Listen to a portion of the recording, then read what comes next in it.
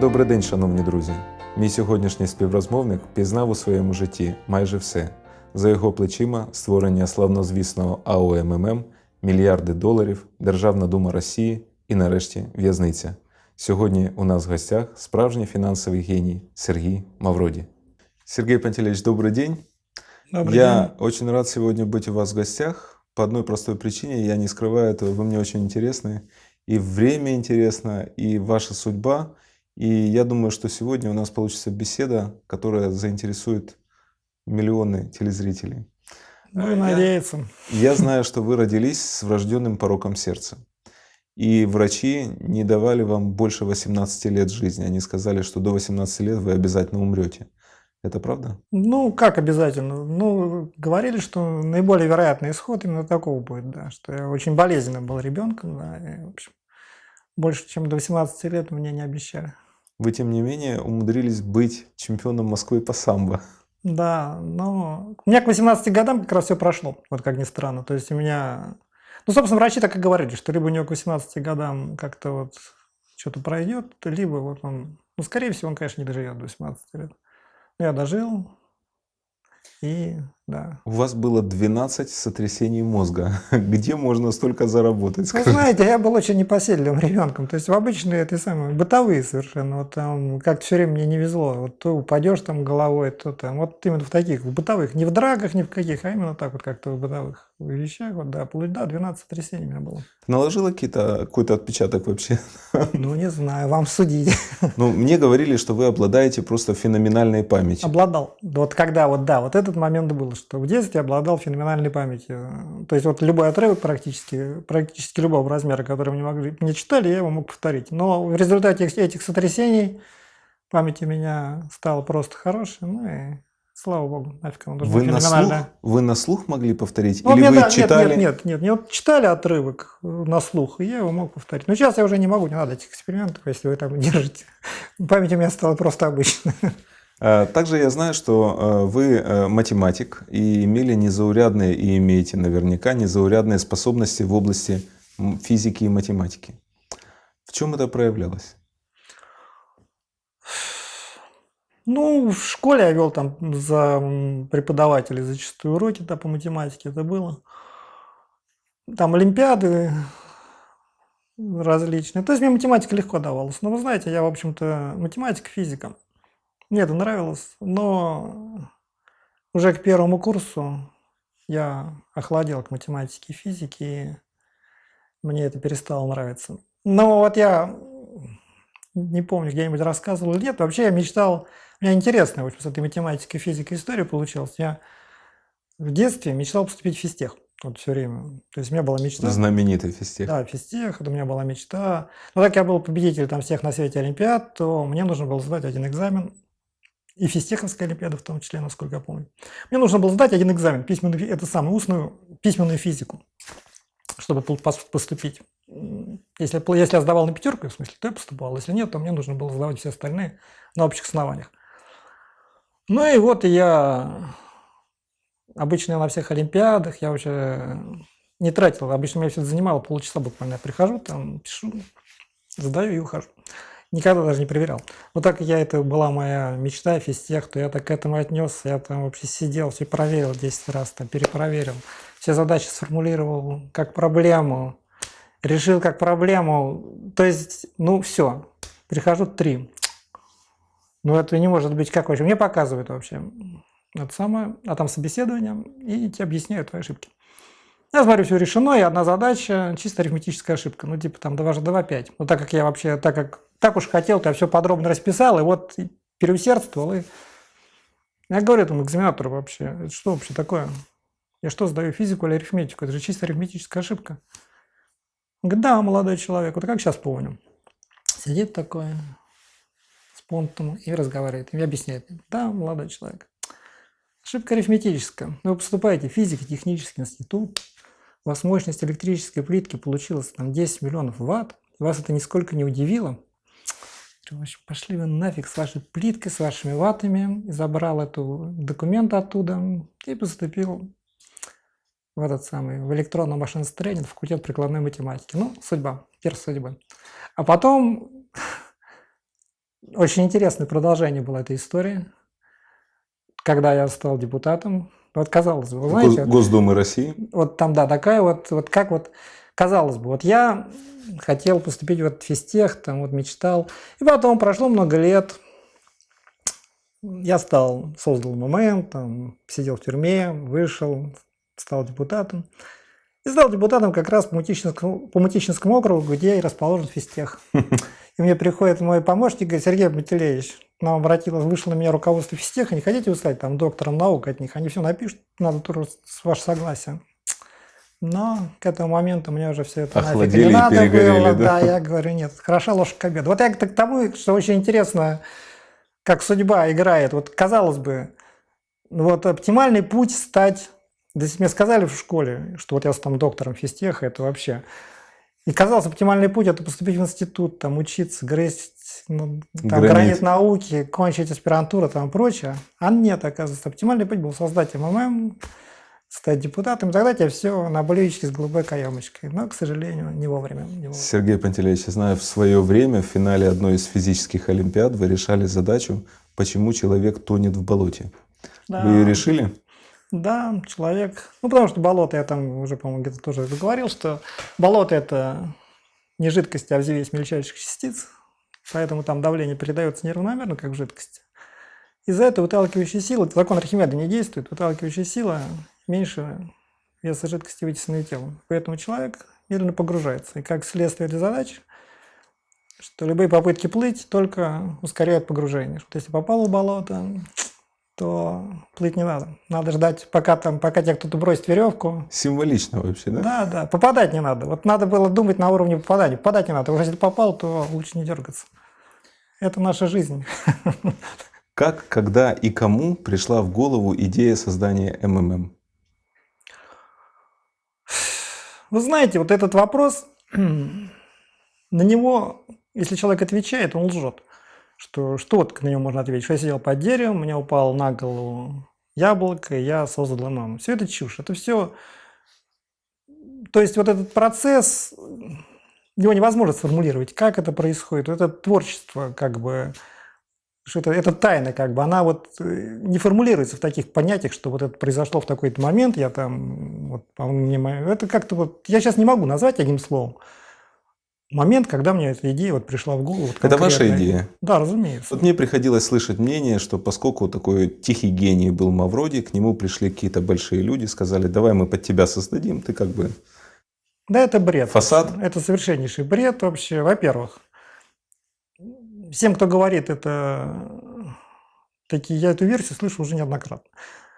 Ну, во-первых, в таких сверхмасштабных идеях никто помочь не может. Все равно, что кто может помочь Наполеону? Тут помочь можно только до какого-то уровня. Тут у меня уже была война на уровне государства. Но не в этом даже дело, это все равно никого не убеждает. Аргумент есть совершенно неотразимый, что в такого рода предприятиях подставные люди не остаются живыми. Их не оставляют живыми. Вы это понимали? Я не мог бы уже... Нет, если бы я был подставным человеком, я бы не дожил до этого времени. Вот этот аргумент, он совершенно...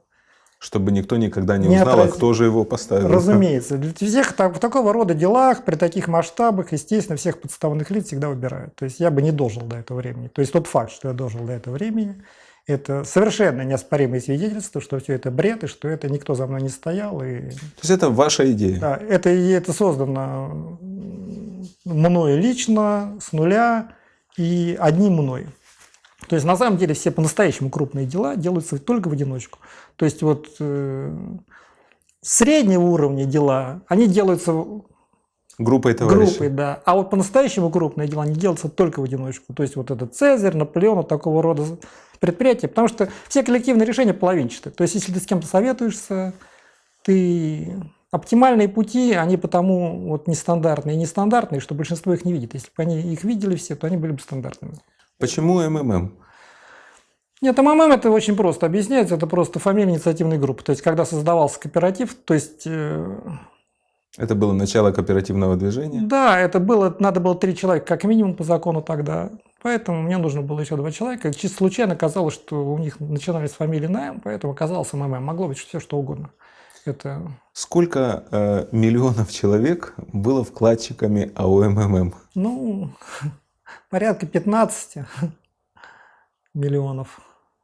Порядка 15. Целое Да. государство в государстве, правда? Ну, учитывая, что у них у всех были родственники, друзья, то есть, когда меня арестовали, государство играло с огнем. Я уже тоже неоднократно. Вот воспринимают, что я создал МММ там, но так я что-то там не учел, то не понял, что вот государство в конечном итоге вмешается, вот меня прикрыли.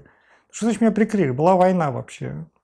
То есть я мог развязать гражданскую войну, и все бы совершенно по-другому. Я просто Ну, не запросто захотел на Кремль приступать. сказать, идите Да, и да. пошли То бы, есть правда? это было, да, конечно. То есть это не то, что там меня прикрыли. Просто я в какой-то момент остановился, не стал приступать через кровь, так скажем. Ну, правильное решение это было или нет, вопрос спорный, но что есть, то есть. Вы обладаете цифрой, вы знаете, сколько всего денег люди отнесли в МММ? Ну, вы такие вопросы задаете про деньги. Но примерно, хоть чтобы представить, это миллиарды, триллионы долларов. Но не будем про деньги, а то мне сейчас новые статьи что тут понавешивают вообще. Вот все, что есть в этом в материалах следствия. Сколько в следствии есть? Следствие там что-то, по-моему, 100 миллионов долларов есть.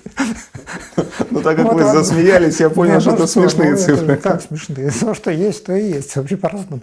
Ну, там есть, например, сейчас, с другой стороны, есть акции «Газпрома», опять-таки, тоже в материалах следственного дела, это не мои, там домыслы, 8%. Это было до кризиса 25 миллиардов, по-моему, долларов. Эти акции «Газпрома» принадлежали лично вам? Нет, они не лично мне, но то есть это все тоже, опять-таки, я это все озвучивал, это известная история. То есть по закону тогда, когда была приватизация в России, акции «Газпрома», они были выставлены тоже. Это тоже опять целая история, как они были выставлены, их выставлять не собирались. И благодаря только моим усилиям они были выставлены. Это тоже опять-таки просто тут целое долго рассказывать, но не в этом суть. Они были выставлены, но то разрешалось приобретать их только жителям тех районов и работникам «Газпрома». Хотя вроде бы это общегосударственная собственность и принадлежат всем гражданам, но вот есть такие граждане белые, есть черные, которым можно и которым нельзя. Поэтому мне пришлось... все эти наши законы не обходятся элементарно совершенно. Пришлось мне оформлять, просто лишние бумаги делать. Оформлять надо лиц, которые проживают там. Ну, они по закону имеют право уже приобретать, они приобретали.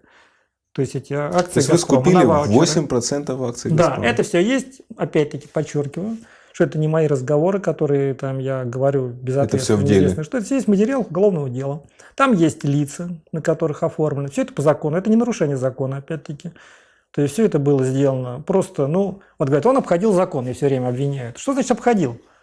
Соблюдал или нет? Нет такого слова «обходил». Что это вообще за понятие «обходил»? Если я соблюдала закон, вопрос стоит так, соблюдала закон или не Или нет? соблюдал? Я его соблюдал, все. А все эти обходил от лукавого вообще. Вот поэтому меня там и там сажали, что он там нашел дырки в законодательстве. Ну, за что нашел? Все, Не- это что, не оставляйте, запрещено? Да, не не оставляйте. оставляйте. Штопайте эти дырки. Я не нарушал закон, все. У кого сейчас эти 8% У этих акций? владельцев они есть вообще. Но с ними есть договора, есть доверенность, что это моя собственность, но принадлежащая им. То есть вы в любой момент можете это получить? Формально мог бы, но сейчас в связи с этими приступами, с этой ситуацией я ничего не могу. То есть, когда я вышел, я сразу заявил, что я буду заниматься выплатами. На самом деле, хотя власти там и декларируют, что вот я такой мошенник и такой злодей, что не всех обманул, а на самом деле все совсем наоборот. Никто не заинтересован, чтобы я занимался выплатами. Эти, кстати, никто меня не обязывает ими заниматься, потому что я все свое получил, все свое отсидел. И никому ничего не должен по закону. Вот я никому никаких выплат, это мои акции «Газпрома» формально, я могу их, например, мог бы там их взять, уехать куда-нибудь на острова на теплые, жить, поживать и добра наживать. На Если бы я это 25 сделал, миллиардов. да, достаточно много. Но не бог весь сколько, но много. Поэтому, ну, эта ситуация бы устроила всех вообще. Ну, так я заявил, что собираюсь выплатами заниматься, то вот эта ситуация никого не устраивает. Представьте себе, что я сейчас вдруг в России начну заниматься выплатами. Ну, что произойдет вообще? Это, когда сейчас это все там полная нищета и развал, и я вдруг начинаю раздавать деньги. Ну, я превращаюсь в политическую фигуру. Одномоментно. Да, российского масштаба. Кому это надо? Это никому не надо вообще. Поэтому вкладчики, они никого не интересуют. Поэтому было сделано все, чтобы я этим заниматься не мог, и я сейчас не могу заниматься, потому что с этой ситуацией с приступами я ничем не могу вообще заниматься. То есть у меня все изъято, описано, и мне запрещено по закону совершать любые сделки, купли-продажи, любые. Надолго? Навечно. Как государство планирует. Нет срока давности. Это правда, что деньги, которые несли в АО МММ, измерялись комнатами? Ну да, комнатами там измерялись. Вы сами видели эти комнаты, набитые пачками денег? Ну, знаете, это все, вот вам так кажется, это все, ну это же просто бумага. Ну что, я там в офисе не был, поэтому... Да, мне говорили, что вы Да, вообще управляли по телефону. Да, конечно. Но так это всех удивляет, на самом деле, что тут удивляться-то вообще? Зачем вообще физическое присутствие, там, путаться под ногами у людей, которые там занимаются управляющим? Ну, все вопросы можно решить по телефону.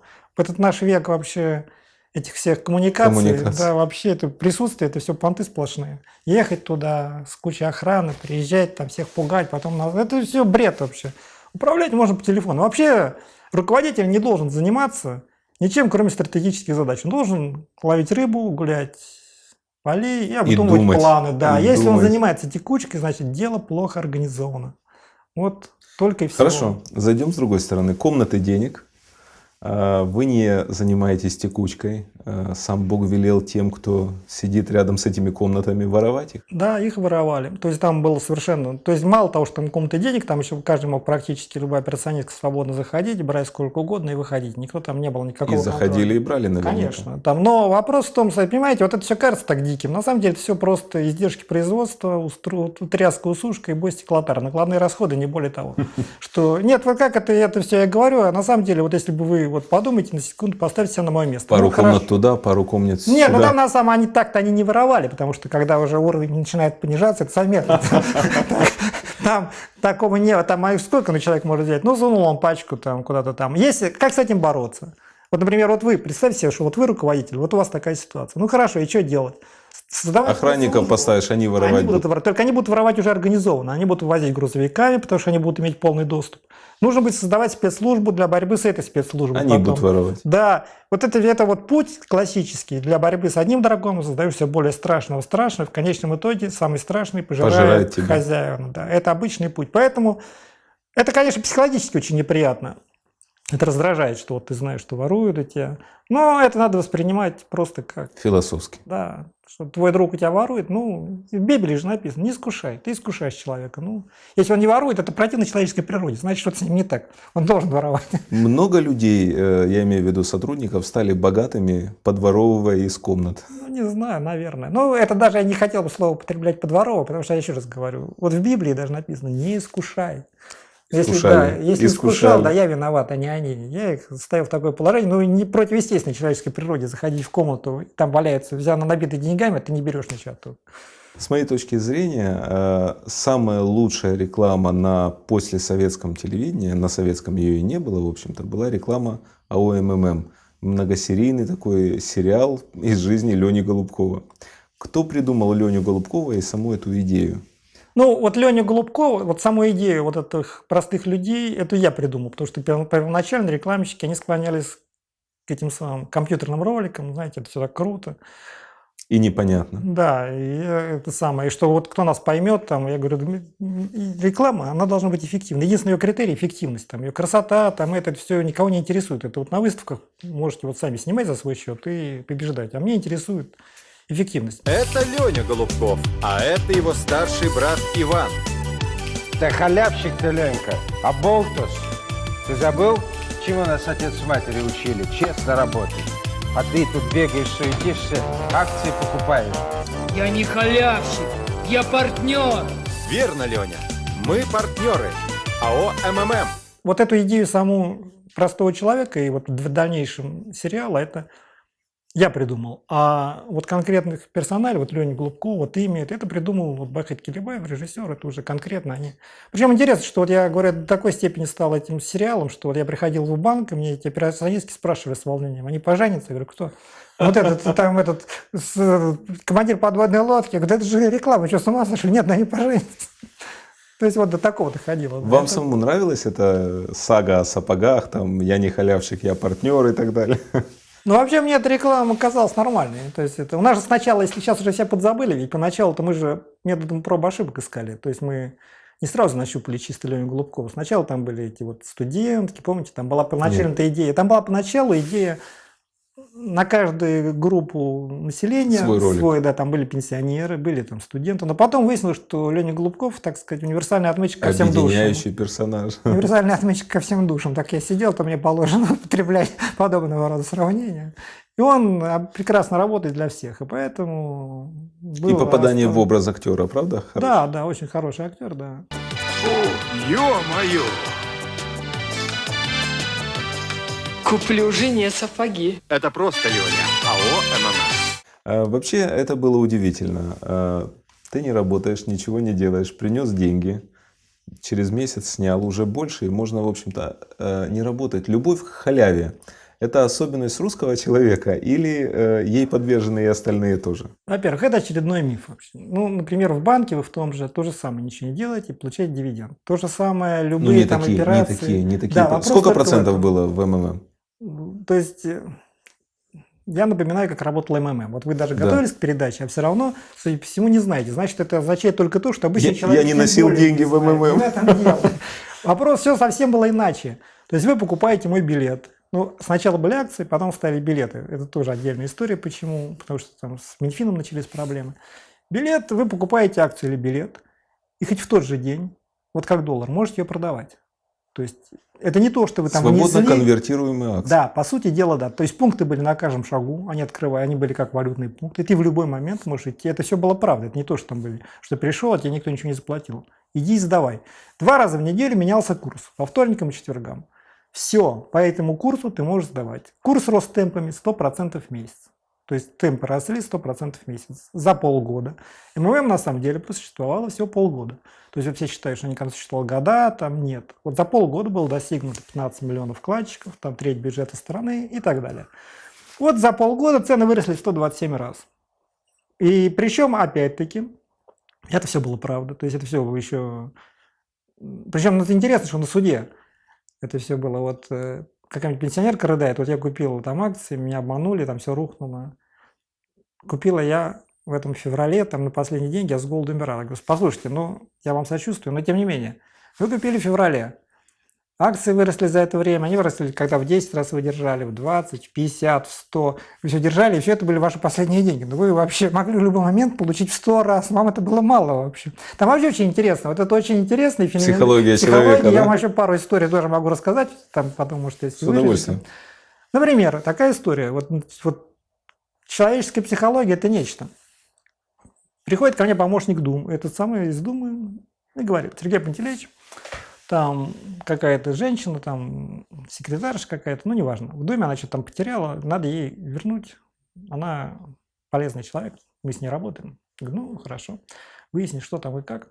Выясняется, что она вложила типа 1000 рублей, купила 100 акций, продала потом 80, получила 80 тысяч. Я говорю, послушайте, а в чем ее обманули-то? Неплохо. Но мне-то обещали 100. Где мои 20 тысяч? Меня на 20 тысяч обманули. Мне 20 тысяч не додали. Верните мои 20 тысяч. Причем она это совершенно очевидно, что говорила искренне. Она не то, что там пыталась обмануть. То есть вот это она считала, что это действительно все ее. Там уже вот, что 80 Такой народ войну не проиграет. ну, или вот там, например, такой тоже эпизод. Приходит ко мне охранник и говорит, Сергей Пантелеич, тут какой-то дед поселился у нас на лестнице, и он говорит, что я все продал, ему ехать некуда, все потерял, и он будет здесь ночевать, жить в подъезде, ему деваться некуда. Я говорю, ладно, выясни, чего у него там. Он говорит, вот это самое то-то, то-то. Я говорю, все, верните ему все, купите ему билет и пусть катится, в общем. Хорошо. На следующий день охранник приходит, я говорю, ну, он говорит, да, все, ему отдали, он там валялся чуть ли там не ноги, там, Сергей Пантелеич, целовать, спасибо, там, все. Хорошо. Через месяц опять охранник приходит, опять этот дед. Я говорю, как дед вообще? Ему же там А он говорит, отошел, думает, а чего там вообще уезжать? Продал опять все эти самые, купил на все деньги опять этих самых, потому что там уже было после кризиса. Опять все вложил вообще, опять все потерял. И, ну вот, видите, ну что тут вообще? Но вот эта склонность, любовь к халяве, она свойственна только русским или другие народы тоже подвержены? Если даром дают деньги и их не берут, то значит ты просто плохо организовал дело. И вот после Медов, ну как можно задавать эти вопросы, когда вот был Медов уже пример, когда там в Штатах, в их там... К тому же у меня после этого, чем я там эти Медов? Был уже создан еще Stock Generation, была же в этом самом, в Штатах. Тоже по тому же принципу, она прекрасно функционировала. И там, что там было, там были обороты не меньше, чем МММ, а вообще-то говоря, еще больше. Это правда, что швейцарское посольство в России во главе с господином послом в полном составе играло в МММ? Да, конечно, правда. Чё я вообще никогда не вру. Я крайне редко вру, точнее. Когда только это абсолютно необходимо. Такие ситуации крайне редки. Поэтому...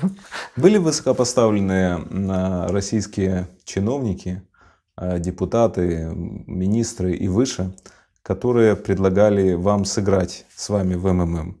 Мы вкладываем тебе столько, дай нам гарантию, что мы получим столько. Никаких гарантий, никаких отношений ни с кем абсолютно, ни в какой форме я никогда не поддерживал. И не только на общих основаниях. Вот даже у меня были, вот меня спрашивали, контакты с преступным миром были у меня. Единственный контакт с преступным миром у меня был следующий, что мне подошли охранники, сказали, что какая-то группировка, а тогда ведь было этих разгаров. Самый разгар. Да, что вот попросила, все, что они просили, это чтобы их обслужили без очереди. Нет, говорю, вот очередь на общих основаниях, пожалуйста. И все. Больше... И вас не рекетировали? Ну, меня было очень сложно рекетировать. Никто меня не рекетировал, но это было чрезвычайно сложно, потому что у меня беспрерывно все было окружено этими самыми наружка ФСБ, налоговой полиции, этих самых. Тут поэтому сколько у вас охранников было в ту пору? Охранников у меня была группа Альфа практически в полном составе, действующие причем. Но на самом деле все охранники, знаете, в один прекрасный день вышел на вот этот балкон, когда им там зарплату что-то, они обычно там сами получали, а тут что-то стряслось, уж не помню. И они, короче, приехали. Я посмотрел, что весь этот самый заставлен двор машинами, что у меня армия. Я понял, что это бред такой вообще, что мне это столько охраны не нужно. Ну, человек 20-30 охраняло? Нет, конечно, было больше гораздо. Ну, вообще, больше? Нет, гораздо больше. Но это все понты, знаете, это все охрана. То есть бандиты подойти к вам не могли, я так понимаю? Ну, я не могу сказать, могли ли или не могли, я могу сказать только то, что я знаю, что никаких, ни единственной попытки не было. Я причем потом сидел, судьба ж так повернулась, что я сидел потом на спецблоке, и сидел со всеми лучшими этими киллерами. Вот с Сашей Солдатом, там, с Лешей Солдатом. Который Салоника убил? Да, да. Леша Солдат, который от Контрашвили, там 3 пули в этом самом... В Атаре Контришвили? Ну да. Вот этот киллер, у краснопресненских бань. Да, 3 пули там из мелкашки за секунду, что ли, в голову. Вот я с этим, Леша Солдат, с ним сидел. И вообще со всеми Ореховскими, это была основная группировка с Курганскими. Я спрашивал, были на меня покушения? Готовились? Нет, говорит, ни единого. То есть никто ко мне там, даже у них им в голову не приходил. Тогда то есть вопрос, настолько была почему? громкая история. Вот они деньги живые, только подойди возьми. Казалось бы. Казалось бы, но тем не менее. Вы знаете, еще более интересный вопрос есть. Почему не подделывали, собственно, вот только в конце? Акции, да? Билеты те же, они же... Вот там была очень интересная юридическая ситуация. Насколько глупый народ вообще вот это подтверждает. Это же была очень интересная ситуация, что ты мог даже не подделывать, а просто заказать и печатать. Это же не ценные бумаги были. Поэтому это даже не нарушение закона. То есть печатай. То есть это обычные фантики. Я причем это не скрывал, то везде объявлял, что это Не фантики. печатали. Не печатали. Они уже в конце только там чухнулись, но уже... Знаете, почему не печатали, почему к вам не приходили бандиты? Я думаю, потому что они не могли представить, что одиночка может играть в такую игру. Может быть. Я думаю, что они думали, что за вами стоит все-таки кто-то из государственных фигур. Вы знаете, мне кажется, это их бы не остановило. Тогда наезжали на всех, тогда и на государственные фигуры. Это вы просто уже подзабыли время. Тогда не было вообще этих неприкасаемых. Тогда убивали всех подряд. То есть эти бандиты, они, группировки, они считали себя хозяевами всего и вся. Тогда же всех подряд отстреливали. Поэтому это бы никого не остановило, мне кажется. Ну, как бы то ни Чудо, было. да? Трудно сказать. Чудо не чудо. Кто-то- Ну, вот что есть, то есть. Кто-то из высокопоставленных российских чиновников играл в МММ? Вы знали эти случаи? Ну, могу сказать, что когда я пришел в Думу, ко мне практически вся Дума прибежала менять билет. То есть они все играли, но они играли... Там же было анонимно, понимаете, в чем была прелесть-то? Что там вот Да, как доллар... паспортов нет. Да, как доллар, там это самое, кто там играет, кто не играл, неизвестно. Вероятно, играли все, потому что глупо было не играть. Потому что, ну что, деньги даром дают, как можно было не играть? Если не играть, то что ты просто идиот. Правда ли, что вы консультировали Министерство финансов, Российское Министерство финансов на предмет создания ГКО? Златкис лично. Ну, я тогда не знал, что я это консультирую Белла на предмет, Златкис, да? Да, ГКО. Я просто...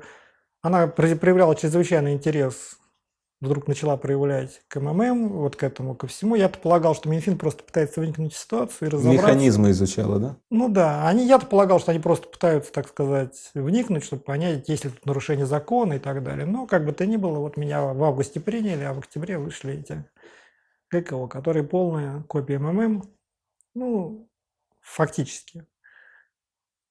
Но пытаясь там, они всячески пытались уйти от узнаваемости, и поэтому совершили там ряд принципиальных ошибок, которые привели к катастрофе в конечном итоге. Мое мнение. Это, конечно, мое мнение всего лишь. Но... Вы знаете, лично я считаю вас настоящим финансовым гением.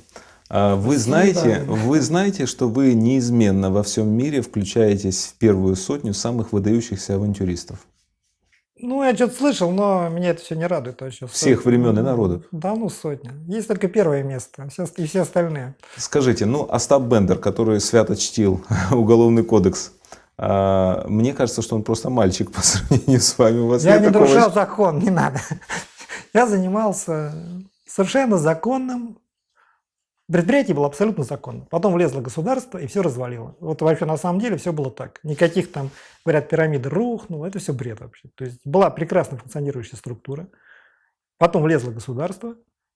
И все спровоцировало панику. То есть каждый день на протяжении там, 2 что ли, недель выступали по телевизору и говорили: это афера, забирайте деньги. Причем говорили все, вплоть до президента. Вот пусть завтра президент выйдет и скажет, что вот это вот Сбербанк афера, что от него послезавтра останется. Но еще это был не конец. Я же после этого, когда они спровоцировали панику, и уже было ясно, что все, катастрофа, я взял, опустил цену в 127 раз, опять до 1000, и сказал: граждане, вы видите, что эти уроды сделали, они спровоцировали панику. Для любой финансовой структуры паника гибель. Ну ничего страшного. Сейчас я опускаю цены, вы уже видели, как это все происходит, но зато я увеличу темпы роста акций в 2 раза. Она будет расти теперь не в 2 раза, а в 4. Вы видели, как я все это сделал, не имея ничего с нуля. Сейчас у меня есть структура, средства не ограничены. Да совершенно ясно, что я опять все раскручиваю. Меня даже и раскручивать не надо, все раскручено.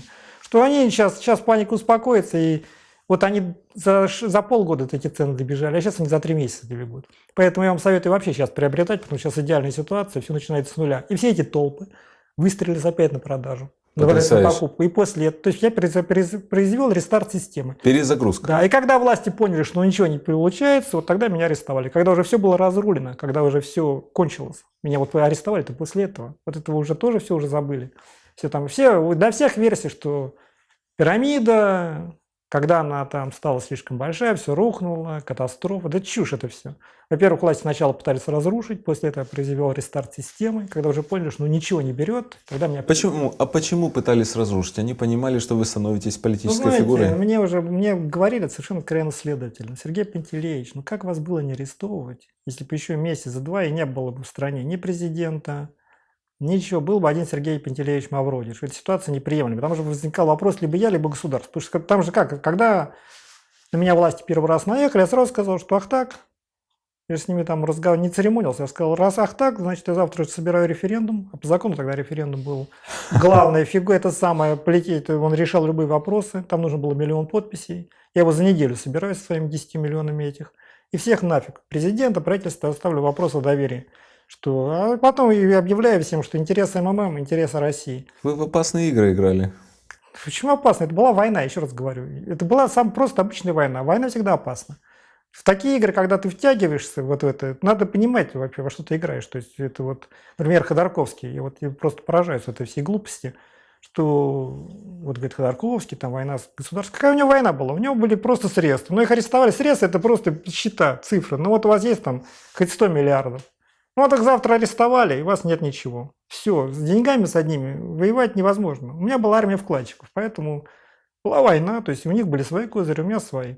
И совершенно, что значит опасные игры? Я еще раз говорю, война всегда опасна. И я эту войну мог выиграть. Просто я мог стать президентом совершенно спокойно. Я вообще просто домашний человек, вот следовало, наверное, стать. То есть я собирал референдум и мог совершенно спокойно, причем ни у кого никаких сомнений, ни малейших не возникало, что так все и будет. За свои деньги, конечно, голосовали Да, бы причем тогда эти толпами, власти что вы. все ненавидели. Это не то, что там, Конечно. тогда это же была Конечно. ельцинские эти дела, все там, все нищие, там не все их, никто их не поддерживал. Поэтому это было все настолько просто, что... Я вас цитирую. «Быть гением, — сказали вы, — очень скучно. Это проклятие, а не дар. Жук в муравейнике. Вечное одиночество. Ничего не интересно». Вы считаете себя финансовым гением? Знаете, когда такие вопросы задают как-то, ну, я отвечу словами Роберта Фишера. Был такой чемпион, знаете. Легендарный. Да. Когда его Полусумасшедший. спросили, кто лучший шахматист планеты, он сказал: скромность – очень хорошая вещь, но глупо скрывать правду. Это я. Так что...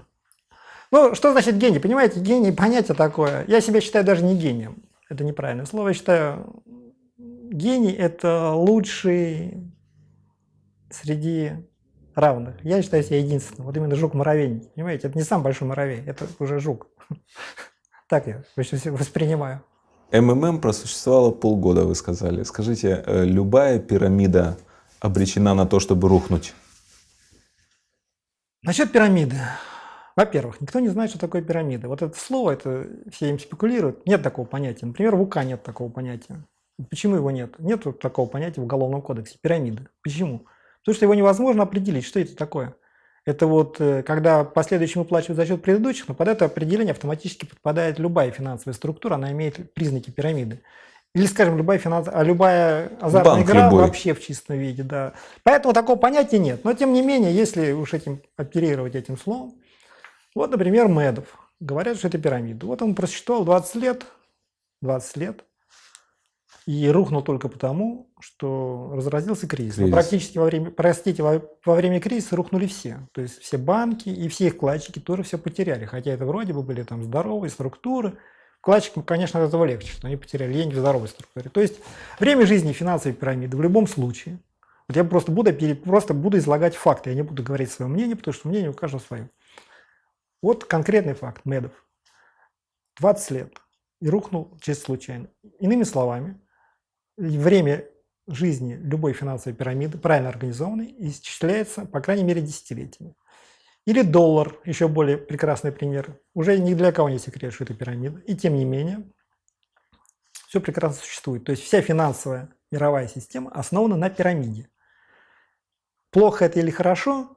Вопрос сложный. И более того, можно задать другой вопрос. А можно ли было организовать по-другому? Можно ли было организовать финансовую структуру, не ставя в основу пирамиду? Никто этого не проверял и проверить не мог. Потому что, сами понимаете, второй раз, то есть вот есть мировая система или нет. То есть пирамида лежит в основе всей финансовой мировой структуры.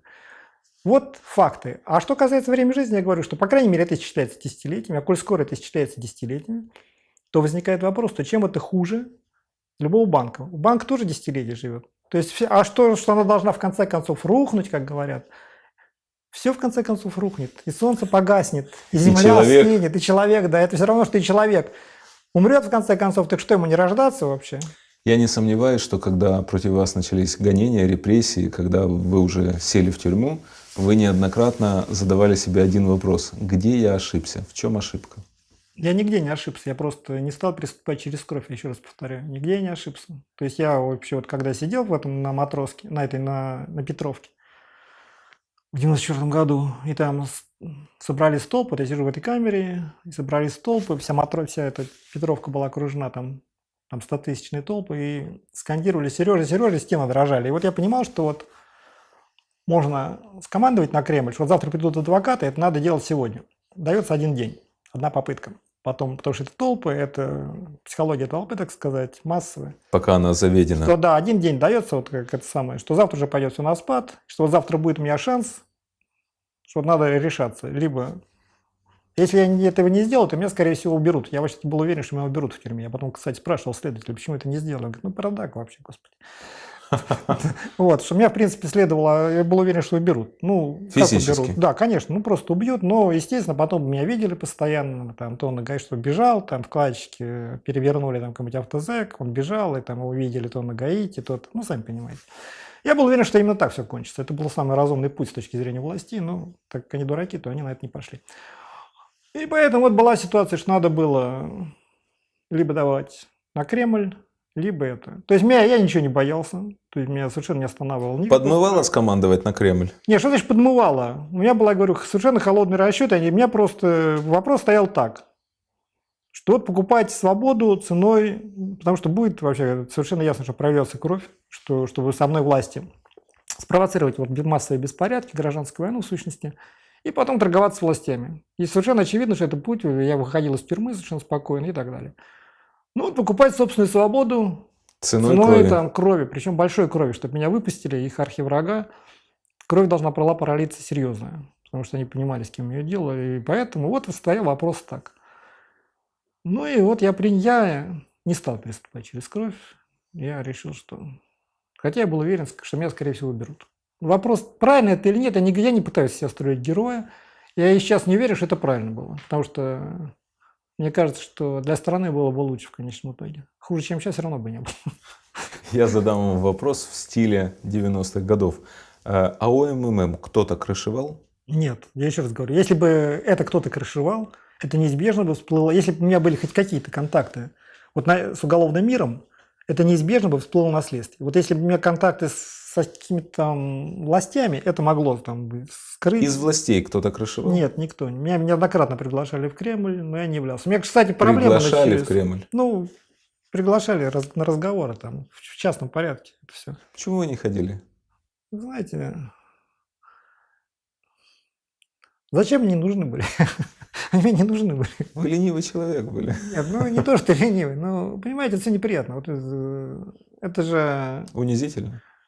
Это неприятно. Это вот раз через себя переступаешь, два через себя переступаешь, ну, теряешь постепенно себя. То есть это все дело такое. Правительство здесь ни при чем и никаких ни гарантий. И сейчас вмешиваться не будет. Не будет. Дело судебных органов. Хорошо, вы обладатель многомиллиардной империи. Рядом Кремль. Понятно, что вас не оставят с вашими миллиардами, если не будет на то высочайшего соизволения. Неужели вы, как математик, как человек умный, не понимали, что надо договариваться? Я вот вам пытаюсь толковать, а вы никак вот вы мыслите стереотипами, так у вас осталось. Я еще раз говорю, была война. Что значит? У меня были такие же ресурсы, даже на как войне у них. договариваются. У меня были такие же ресурсы, как у них. Мне незачем было с ними договариваться. Я разговаривал с позиции силы и мог и дальше разговаривать. То есть у меня никакой необходимости ни с какими самыми высочайшими лицами не было. А возможность была договориться? Они бы пошли с вами на договоренность? Вряд ли. То есть договориться вряд ли бы удалось, потому что я уже угрожал существованию самой вот этой системы. Хорошо. Если бы кто-то из власти, из высокой власти сказал вам: Сергей Пантелеич, понятно, у вас деньги, у нас власть, давайте объединим наши усилия, вы нам деньги заносите, мы вас не трогаем, вы играете в нашу игру. Теоретически это возможно было? Нет, все слишком масштабно уже было. Там уже все развивалось очень быстро, там уже никакими месяцами не измерялось. Через месяц действительно бы уже не было никаких этих. Понимаете, невозможна ситуация, когда в государстве есть человек, который абсолютно неконтролируемый, который вот завтра проснется, Невозможно. соберет референдум и всех разгонит. Невозможно. Она невозможна, да. Эта ситуация надо Но было этого решать. человека поставить под контроль же возможно? Кто меня мог поставить под контроль? Я сам там всех собирался ставить под контроль. Что значит меня еще поставить под контроль? Нет. Вообще. Вы опасный человек в понятии государства. Да, поэтому все это и кончилось. Кончилось естественным путем. Просто нужно было, наверное, идти до конца, вот, а не останавливаться. Вы стали депутатом Государственной Думы России. Вы покупали депутатство? Нет, что значит покупал? У меня был такой рейтинг, что я совершенно спокойно выиграл без всяких там. Мне незачем было ничего покупать. Я бы, конечно, купил с удовольствием, если бы... То есть я не скрываю. Я когда шел депутатом, За я неприкосновенность. не скрывал абсолютно на всех этих, что я иду за неприкосновенностью. Мне нафиг это все не надо. Я там и не был в этой думе. Я бы с удовольствием, конечно, купил, но там тогда купить было невозможно, были действительно тогда выборы. Это сейчас там, я не знаю, что, пародия. А тогда были реальные выборы. То есть, конечно, там были какие-то, может, злоупотребления, но они были реальные выборы. Я в них участвовал, на общих основаниях совершенно спокойно выиграл, потому что у меня был тогда рейтинг высокий. Вам было интересно на заседаниях Госдумы? Да я не был. Если А я был- вообще не ходили? Нет, я не был ни разу. Я только был, вот первый раз надо было присутствовать, когда меня утверждали, больше там не было вообще ни разу. Как же она без вас заседала? Ну, вот видите, чем все это кончилось. Она принимала закон. Скажите, у вас был реальный шанс стать президентом России? Конечно, был. Но я говорю, я мог собирать референдум, совершенно спокойно становиться. Это было настолько просто, что... Понимаете, когда все настолько просто и не хочется вообще. Вот это было совсем просто. Вот собираешь референдум и все. Сколько лет вы прятались по съемным квартирам и находились фактически в бегах? Получается 8, по-моему. 8 лет. 8 лет, да. Вам не надоела эта жизнь? Ну, и вы знаете, меня абсолютно... Я совершенно человек домашний. Я ни малейшего дискомфорта не испытывал. Вам самим собой хорошо, да? Да, абсолютно. То есть меня совершенно ни малейших. Я мог еще 100 лет скрываться. Мне это ни в какой степени не тяготило вообще. Вам не хотелось уехать за рубеж? Никогда мне не хотелось. Вообще не был ни разу за рубежом, кстати. Ни разу? Ни разу. У меня даже нет иностранного паспорта, никогда не было. Да вы что? Да, никогда не было. То есть, а что там делать? Может, если бы вы поехали, вам бы там понравилось, нет? Не знаю. Нет, человек должен жить дома, я считаю. То есть у вас даже не было соблазна никуда уехать, даже Не когда то, что соблазн. развязали преследование? Никогда, то есть ни при каких обстоятельствах я не собирался уезжать, потому что это уже все, да, это житие, так сказать, это доживание. За Житие границей. мое. Да, это уже не жизнь, это за границей, это уже все. Потому что, ну, человек должен жить в своей языковой среде, в своей, я считаю так.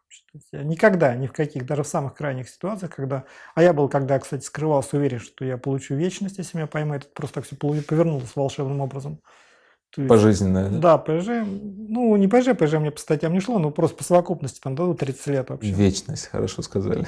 Ну, еще что, вечность, да, я получу.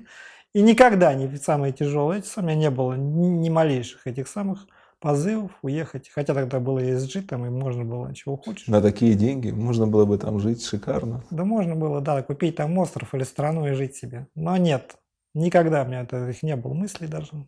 Нет, я жил в соседнем доме, скрывался.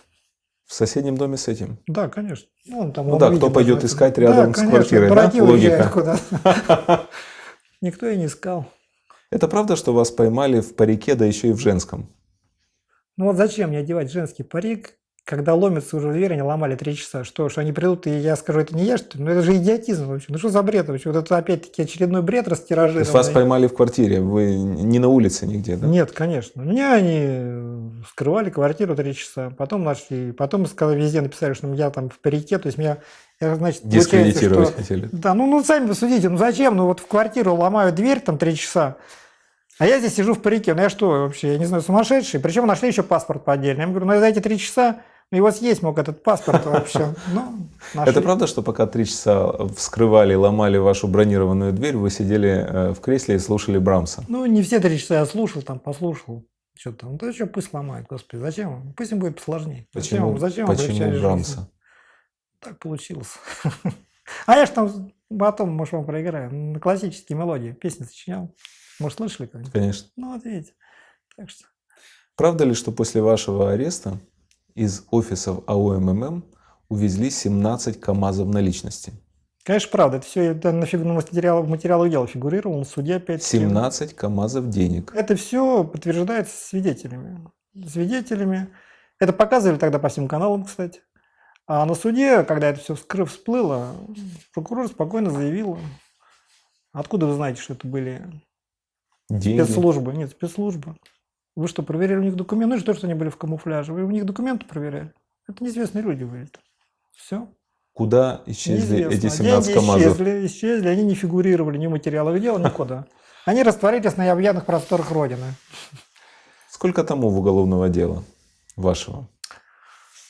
Было 2500 томов. 2500 томов – это вообще, знаете, вот комната примерно. Это вот извились столько бумаги. Это представляете? библиотека просто. Да, 2500 томов. Причем тома вот такие вот. Но так как наши власти идиоты, то я был в розыск объявлен только по одной статье. У меня была масса статей, а объявлено было только по одной — мошенничество. Поэтому пока я бегал, Вдруг выяснилось, что по всем остальным... А у нас по закону как? Вот когда тебя объявляют розыск, то срок действия, срок давности приостанавливается. То есть ты можешь бегать, вот скажем, 10 лет срок давности, но ты можешь бегать хоть 100 лет, все равно, когда тебя поймают, с того момента, как ты объявлен в розыск, все считается. Но так как я по другим статьям не был объявлен в розыск, то по ним срок давности шел. И поэтому, пока я бегал, по ним-то весь истек. И поэтому они в один прекрасный момент, но они все равно могли на следствии все это опять-таки сделать. Возобновить. Да, как-то там что-то, но они все это прохлопали, и кончилось все тем, что в один прекрасный день для них вдруг неожиданно, как вот для наших коммунальщиков, зима неожиданно всегда приходит, также для них неожиданно вдруг выяснилось, что срок давности истек. И из 2500 все отпало, осталось 650, одно мошенничество. Тоже немало. Тоже немало, но все-таки поменьше, все лучше. Вот 650 томов эти, вот я из них там несколько томов сохранил, 650 томов, да. Статья мошенничества? Да, статья В особо мошенничества. крупных?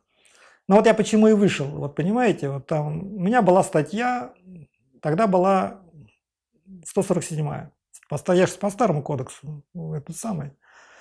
Часть 3, тогда было 3 части в этом самом. Вот мне, конечно, 3-я часть. Но тогда было... В составе третья часть. организованной группы или нет? Нет, тогда не было. Там было в крупных размерах. У меня так и было записано в обвинительном заключении. Потому что тогда не было понятия особо крупных. А когда мне стали предъявлять по-новому, а по-новому там 4 части теперь стало. 159-я да, статья. 159-я, там 4-я часть особо крупная. Но у меня в обвинительном заключении написано крупная. И поэтому подпал по часть 3-ю. Понимаете, вот это слово «особо», оно решило судьбу человека. Вот судьба вмешалась. И вот я получил, что просто крупные до... Сколько дали лет? Мне дали 4,5, было до 6. Ну, так как там эти самые... Статья до 6, говорит, что мало получил. Но я получил по максимуму по своей статье. Дали 4,5. Сколько вы отсидели из них? Все отсидел, от звонка до Все? звонка. Условно-досрочного не было? Не, ну какой? Я отсидел все, причем отсидел на спецблоке все. Тюрьма в тюрьме, 9-9-1. То есть я отсидел в самых этих условиях. Условия суровые были? Что значит суровый? Понимаете, в тюрьме я сидел на спецблоке, на 9-ке, 9-9-1. С киллерами, маньяками и прочими. Вот такая там маленькая очень тюрьма. Она на территории Матросской Тишины находится еще одна тюрьма, про которую мало кто знает, практически никто. Вот спецтюрьма. Условия там относительно комфортные, в том смысле, что бытовые. Ну, камеры там 3-4-местные, 5-местные, не переполненные. Но не 5-звездочные. Не переполненные. Потому что ходили слухи, что Мавроди сидит в роскоши. Нет, это все бред, там все сидят в одинаковых условиях, там эти камеры, обычные камеры, ну, единственное, что не переполнены. Но на самом деле в тюрьме это второстепенно, вот эти бытовые условия, это чепуха. Там очень тяжелая психологическая обстановка, потому что там все абсолютно, это по сути дела камера смертников. Вот ты сидишь в камере смертников, это очень тяжело, в том психологически, потому что там все только мечтают, думают о том, как с ПЖ соскочить. Там публика такая, там 20-ка, это за счастье. Вот там. И поэтому все эти разговоры только об этом. И тот факт, что ты уже туда попал, это уже в какой-то мере приговор. То есть практически оттуда не выходит.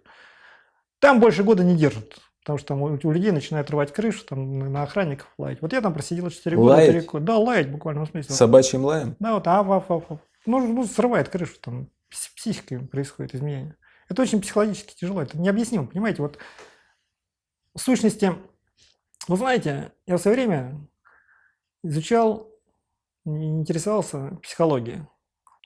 И вот был какой-то симпозиум этих психологов, что ли, там пытались определить базовые понятия человеческой личности. И вот одно из базовых понятий было признано свобода. Что такое свобода? Определить невозможно. Но в то же время, когда тебя ее лишают, ты это сразу чувствуешь. Вот что такое базовое понятие это означает? Это означает, что если это базовое понятие личности, то если тебя лишают свободы, то у тебя с психикой начинают происходить необратимые изменения.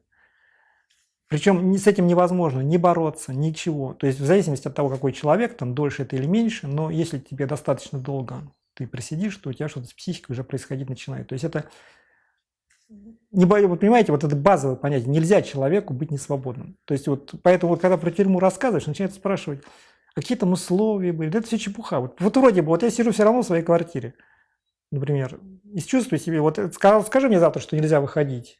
Вот ничего вроде не изменилось, а изменится принципиально. Вот это объяснить, это...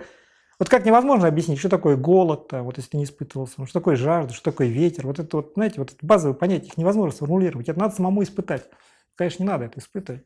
Поэтому вот там нарушается, начинает происходить там. В обычной тюрьме Есть телефоны. Вот во колониях? всех. Нет, в тюрьмах во всех. Так. В тюрьмах есть во всех. В каждой камере телефон, там это все сейчас Телевизоры, холодильники. И женщину могут привезти. Да, телевизор там тоже есть. Но там вот то, что там нет ничего. Вот эта изоляция полная, туда и помещают цель полной изоляции.